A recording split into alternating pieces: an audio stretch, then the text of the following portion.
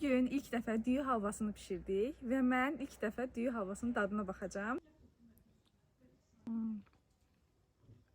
Milli mətbəximizin unudulmaqda olan dadlarından biri də düyü halvasıdır.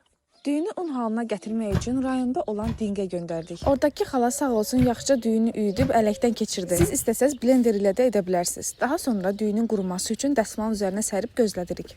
Düyünün tam buxarı çıxana qədər ocaqda qovururuq. Daha sonra əritdiyimiz kərə yağını əlavə edib qarışdıra-qarışdıra tam qızıl rəng alana qədər bişiririk. Bu halvanı adətən yoldaşımgilin zonasında Ramazan bayramında bişirirlər. Düyü halvasını bəziləri bəhməz, bəziləri bal ilə hazırlayır. Amma əsl düyü halvasında nə bəhməz, nə də bal vurulmalıdır. Klassik düyü halvasının resepti düyü unu, şəkər və yağdan ibarətdir. Burada qovurduğumuz un yaxşıca rəng alıb, artıq şərbətini tökmək vaxtı gəlib. Şərbətini tökdükdən sonra içində düyün qalmaması üçün yaxşıca 10-15 dəqiqə qarışdırırıq.